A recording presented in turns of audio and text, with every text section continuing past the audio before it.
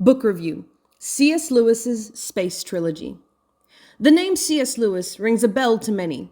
He created the Chronicles of Narnia, he's created essays, made books on Christianity, and he made science fiction. What? How did I miss this bit? Science fiction is my jam. I was ecstatic to find out in late 2024 that C.S. Lewis made a science fiction series. This series is known as the Space Trilogy, or the Ransom Trilogy, made up of 3 books.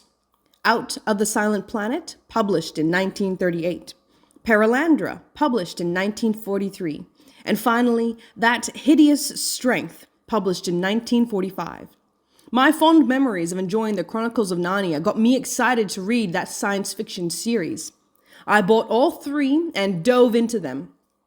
Now that they've been read, how about we go through the good, the bad, and the ugly of C.S. Lewis's Space Trilogy? Let's set the scene before delving into the review. By the time the series came out, C.S. Lewis had done a lot. He served in World War I, studied at Oxford, became an English professor, and became a Christian, in that loose order. The reason I bring up his faith is because he injects it into almost everything he created, and this series is no exception. C.S. Lewis was alive when rocket technology was taking off. In World War I, which C.S. Lewis served in, rockets were not primarily used, but research into rocket technology continued, was further refined and used in World War II and in warfare now. In C.S. Lewis's time, seeing these rapid advancements in technology and warfare, this series is him expressing concern of the pattern of man's destruction on our home planet. The good. The Space Trilogy is a good adventure story with the C.S. Lewis staples: scholars, schools, and tea. He disperses throughout his arguments, cheering for and explaining the Christian faith. The setup, characters, description, and ideas are clear and delivered deliciously. And you get a taste of the more scholarly English language, and through that, an opportunity to expand your vocabulary. It is a showcase on how well C.S. Lewis communicates his ideas through storytelling. Within the books, he expresses his speculation of sentient alien species being better than humanity, peaceful and harmonious with each other and the planet. The difference in human versus alien technology for space travel, and the influence outside our planet to persuade humans towards either prosperity or destruction. A few of my friends told me to just read the last one and you'll be fine. Well, I've read all 3, and I actually think that Paralandra is my favorite one of the lot. It's not confined to the Earth, so the imagination of C.S. Lewis is allowed to run rampant on a new and strange planet. The bad. The trilogy is a challenge to read because, at its heart, this is Christian theology set in space. As I mentioned before, you can expand your vocabulary. But remember that the language C.S. Lewis uses is older, scholarly English, and can be challenging to digest. There were times where I had to put the book down, reflect on what I read, then reread the paragraph or sometimes chapter to focus on what was happening or what allegory was being conveyed.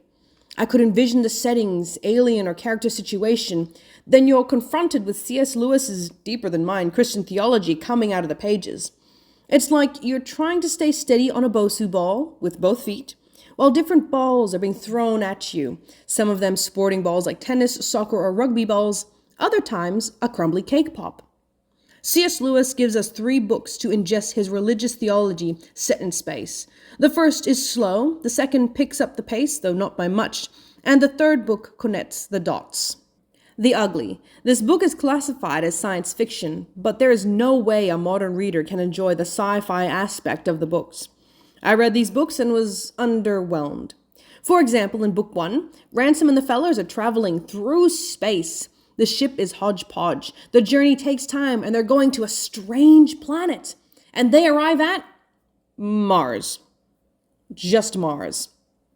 I had to set the book down and reflect to try and imagine what it was like in the time of this book's publishing and realize that this was the expanse. Imagining going to Mars was the craze. Admittedly, Mars is still quite a bit off, 225 million kilometers or 140 million miles, and currently humanity is still looking to get there. But for the modern reader, if you're going to explore space, why are we stuck inside our solar system? Let's go to one of those two planets around Proxima Centauri. Wouldn't that be better? Our eyes have been marred by time. The first book, Out of the Silent Planet, was published in 1938. Things in the series were new and exciting: spaceships, strange planets, and languages.